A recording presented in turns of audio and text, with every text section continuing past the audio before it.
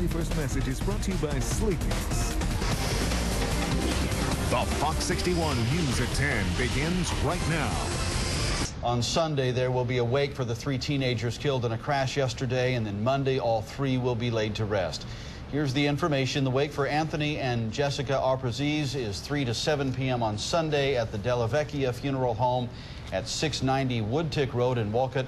Their funeral mass is Monday at 9 a.m. at St. Pius X Church at 525 Woodtick Road. The wake for Tamara Correa is Sunday from 2 to 7 p.m. at the Woodtick Funeral Home at 420 Woodtick Road. Her funeral is Monday morning at 10 a.m. at the same funeral home. Students at Wolcott High School returned to class today, though the principal says they extended homeroom to allow time for students to process the loss of their 3 classmates. The school also brought in grief counselors to help anyone having a tough time dealing with the crash. Meanwhile, we're learning more tonight about Anthony Bruces, the teenage driver from that tragic car accident. Now, police officers there say the teenager had a troubled driving record. They say he had been warned over and over again to slow down.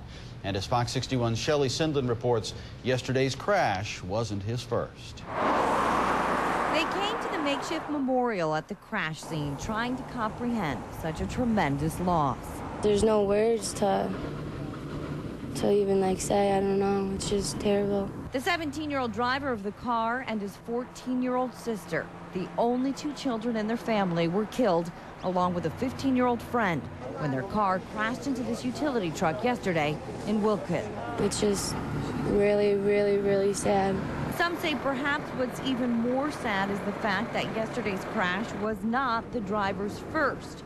Just this past March, Anthony Arpaziz and a friend were lucky to walk away from this after crashing into a tree. I saw the car split in half, yeah. I mean, it was the worst wreck I've seen. Wolcott Police Captain Dominic Angelillo says Anthony was charged with driving drunk for that accident and ultimately lost his license for 90 days. And that's not all. Anthony, who had been driving for less than a year before yesterday's accident, had been issued at least 4 tickets, 2 for speeding and 2 for not wearing a seatbelt. Why was this kid driving? I don't know. A lot of us officers at the police department had the same question. That's a question you're going to have to ask DMV and the courts. Captain Angelillo says he had hoped that Anthony had learned his lesson following the first crash. But instead, he says, the teen's mother bought her son a brand new sports car. Angelillo says he would repeatedly talk to the teen about his speeding, especially after people in town complained but refused to file an official complaint.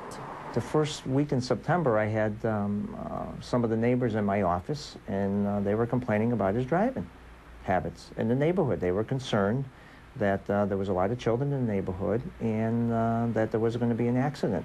And what they feared would happen did. While the official police report is not done yet, the captain says speed was most definitely a factor, although it's unclear how fast the driver was going.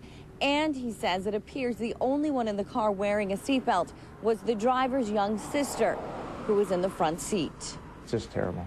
You know, you see the pictures of the girls, you see the picture of Anthony.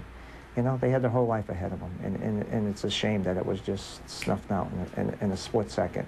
In Wolcott, Shelley Sindlin, Fox 61, News at 10.